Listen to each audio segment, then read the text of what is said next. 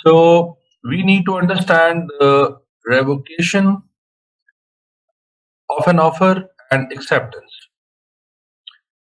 Revocation का actually मतलब क्या है? इसका मतलब ये है कि ऑफर का या एक्सेप्टेंस का कैंसल हो जाना या नल्ड हो जाना। तो छोटी सी एग्जांपल्स हम करते हैं, उसके बाद we'll move to next slides. For example, मैंने एक ऑफर की कि आज एक ऑफर करता हूं मैं, और मैं कहता हूं कि 30th मार्च 2021 तक वैलिड है। नाउ ऑफर मैंने की एंड मैंने उसमें एक टाइम मेंशन कर दिया, 30th मार्च 2021। अब 30th मार्च 2021 के बाद ये ऑफर ऑटोमेटिकली लैप्स कर जाएगी, खत्म हो जाएगी। दूसरा तरीका ये भी हो सकता है कि मैंने ऑफर की और 30th मार्च तक वो ऑफर अवेलेबल है, बट लेट्स से 28th मार्च को मैं खुद ही उसको विड्रॉ कर लेता हूँ, रिवोक कर देता हूँ, तो तब ये ऑफर जो है वो एक्चुअली यहीं खत्म हो जाएगी। There are multiple other ways through which the offer can be lapsed, जिसका मतलब है कि ऑफर खत्म हो सकती है। मेनली हमने ये देखना है कि एक्सेप्टेंस एंड ऑफर जो है वो किस तरीके से खत्म होती है एंड किन किन चीजों की वजह से वो अदरवाइज इफेक्ट होती है। So first is the revocation of the offer. Revocation का मतलब है रिवोक कर देना। रिवोक का मतलब है कि इसको खत्म कर देना कंप्लीटली, जिस तरह हमने अभी बात की थी। An offer may be revoked before it's accept by the offeree. For example, आज कोई ऑफर बंदा करता है और वो 30th मार्च तक वैलिड है, मैं उसको 28th मार्च को ही रिवोक कर देता हूँ, खत्म कर देता हूँ। So, अब ये ऑफर वैलिड नहीं रही, this offer has been cancelled, revoked, तो ये लैप्स कर गई है, खत्म हो गई है। तो पहला तो ये तरीका हो सकता है। देन लैप्स ऑफ टाइम की वजह से भी ऑफर खत्म हो सकती है। जैसे अभी हमने बात की थी कि an offer will come to an end if it is not accepted within the time specified और within a reasonable time where no time is specified. अगर तो टाइम स्पेसिफाइड है कि 30th मार्च को खत्म हो जाएगी, तो 30th मार्च के बाद this offer is no more valid, it is finished. जहां टाइम मेंशन नहीं है वहां रीजनेबल टाइम के अंदर अंदर आपको एक्सेप्ट करनी होती है। नाउ रीजनेबल टाइम क्या होता है? Reasonable time is a question of fact depending upon the subject matter and the circumstances. Reasonable time can be 5 minutes, it can be 5 months, it can be 5 years maybe. But who's going to decide? The court is going to decide the reasonable time. Generally, in common sense, we can also understand the reasonable time, but circumstances to circumstances, it is dependent. For example, अगर आप auction में जाते हैं and auction open होती है किसी चीज की कि 5 रुपए की कोई चीज बिक रही है और आप उस पर रिप्लाई नहीं करते, आप कोई और रिप्लाई कर देता है, तो हो सकता है आपके लिए वो ऑफर खत्म हो जाए। इसलिए कितनी देर में आपने रिप्लाई करना है, that is first of all common sense, and otherwise the court is going to decide कि वो रीजनेबल टाइम क्या होता है। The third way of lapse of an offer is the death or insanity of the offerer.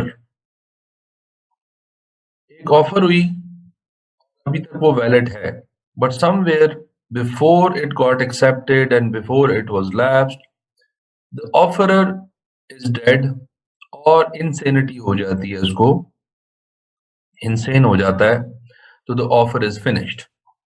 It is no more a valid offer. So an offer comes to an end by the death or insanity of the offerer. If the fact of his death or insanity comes to the knowledge of the acceptor before the acceptance. Obviously, अगर offer की अभी जो acceptor है उसने accept नहीं की और उसको पता चल गया द ऑफरर इज डेड, तो then this offer is no more valid for this acceptor और द एक्चुअली द ऑफरी। ये थर्ड तरीका है। Then sometimes you do not fulfill the condition of the offer. For example, an offer comes to an end when the acceptor fails to fulfill the conditions precedent to the offer. For example, कोई offer आई और उन्होंने कहा कि interested candidates should submit their application by 28th March, but आपने 28th मार्च तक condition को fulfil नहीं किया, आपने एक्चुअली इस ऑफर को एक्सेप्ट नहीं किया, इस ऑफर को आपने वो नॉन फुलफिलमेंट ऑफ कंडीशन की वजह से लूज कर दिया। Then we have the counter offer. Counter offer, मैंने आपको कुछ कहा कि मैं आपको कुछ चीज बेचना चाहता हूं 10 रुपीज की, आपने आगे काउंटर ऑफर किया कि 9 रुपीज की मैंने खरीदनी है। Now actually this offer is no more valid, this offer is finished. Now this counter offer will be known as the offer, and अब इस पे ये बंदा अगर इसको एक्सेप्ट करता है तो फिर कॉन्ट्रैक्ट फॉर्म हो जाएगा।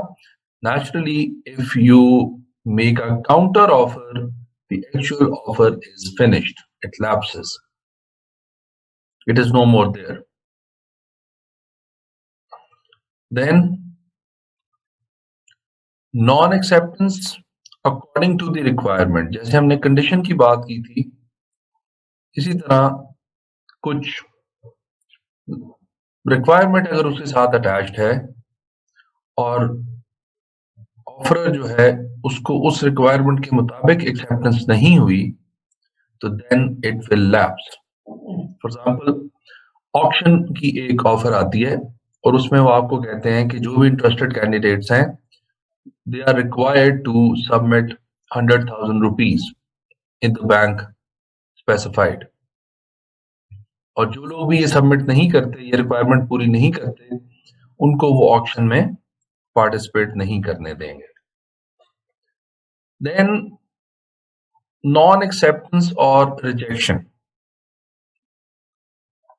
If somebody has made an offer to you कि 10 रुपीज का एक कप हमसे खरीद लें, and you said no explicitly, या जिस तरीके से भी आपने कह दिया कि नहीं खरीदना, तो ये जो आपकी रिजेक्शन है, एक दफा जब आपने रिजेक्ट किया तो ये ऑफर ऑटोमेटिकली खत्म हो गई।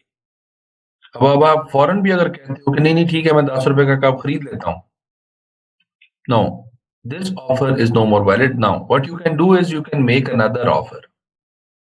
अच्छा ठीक है मैं 10 रुपए का खरीदना चाह रहा हूं, and then this person is going to accept it.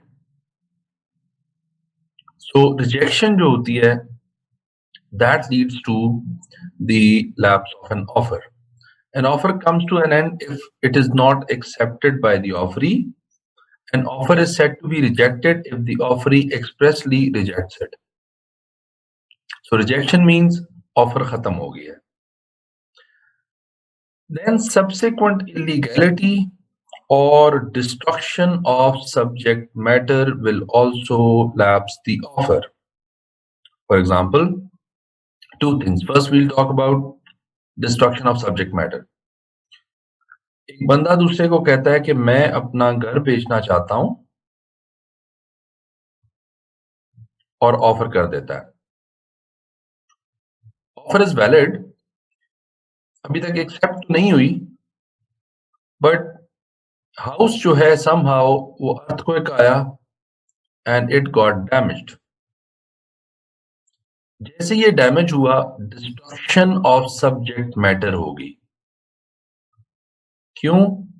Because जिस सब्जेक्ट मैटर पे आप कॉन्ट्रैक्ट फॉर्म करने की कोशिश कर रहे थे और ऑफर की थी, दैट हैज बीन डिस्ट्रॉयड।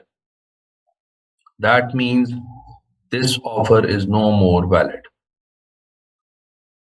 तो ये तो डिस्ट्रक्शन ऑफ सब्जेक्ट मैटर हो गया। There is a subsequent illegality concept.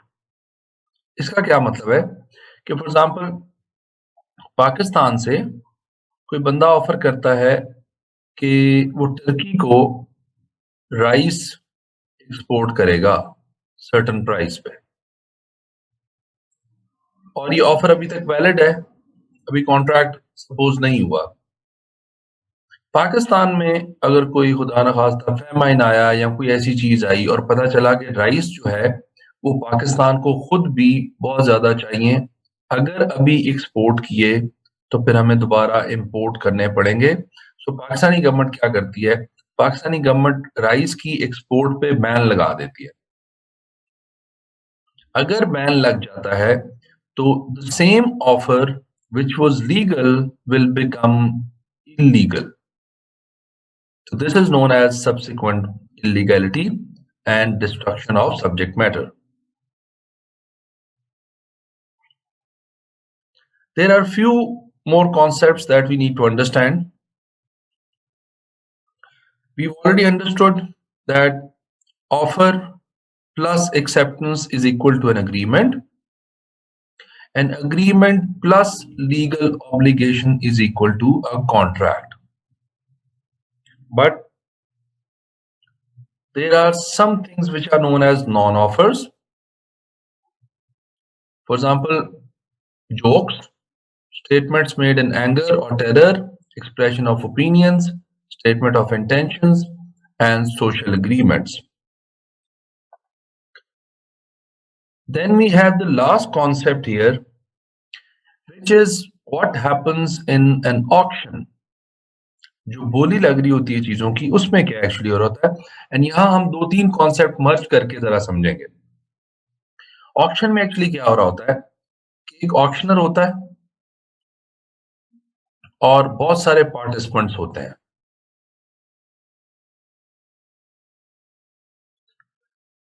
Auctioneer कोई चीज जब बेचना चाह रहा होता है तो लेट्स से उसकी मिनिमम प्राइस इज 5 रुपीज।